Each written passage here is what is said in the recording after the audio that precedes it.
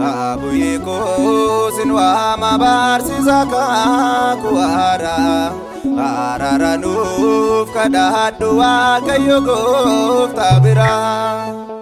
Abuyiko sinwa mabarsisa kakuara araranuf kadadu Waaqayyo Gooftaa bira. Abuyiko sinwa mabarsisa kakuara araranuf kadadu Waaqayyo Gooftaa bira. Abuyiko sinwa mabarsisa kakuara araranuf kadadu Waaqayyo Gooftaa bira. Abuyiko sinwa kakuudhaan kan nalatte Gooftaadhaan filatamte lammummaan kee Gibsiidha Itoophiyaaf kennamte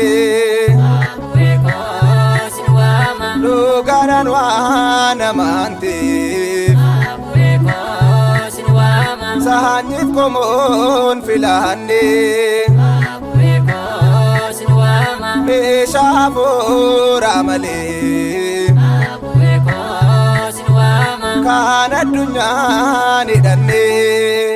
Abuyiko sinwa mabarsisa kakuara araranuf kadadu Waaqayyo Gooftaa bira.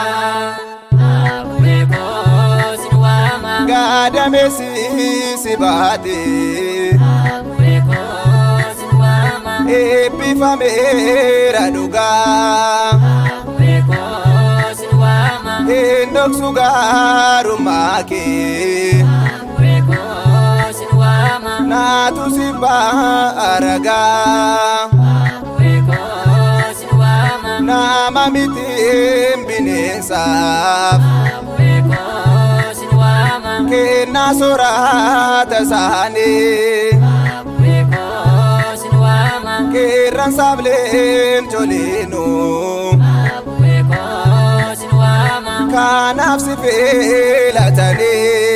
Abuyiko sinwa mabarsisa kakuara araranuf kadadu Waaqayyo Gooftaa bira.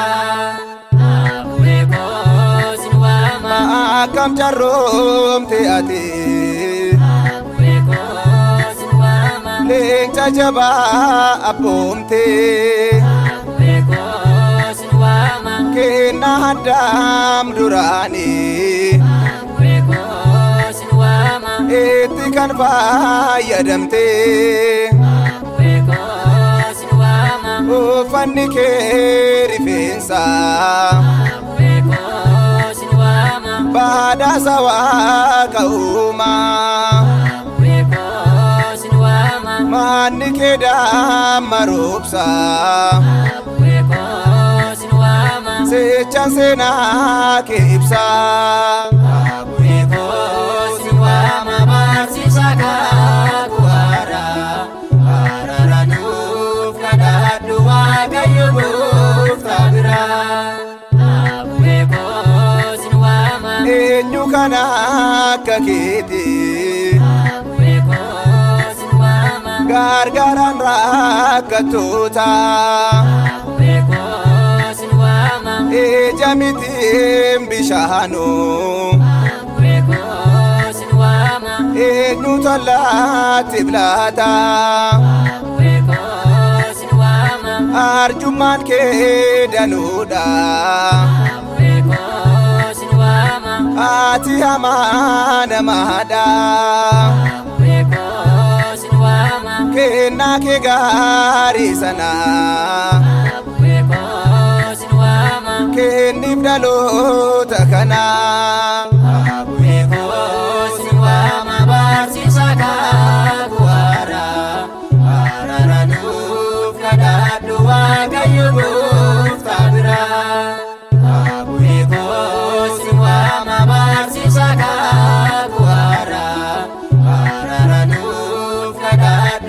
Kayo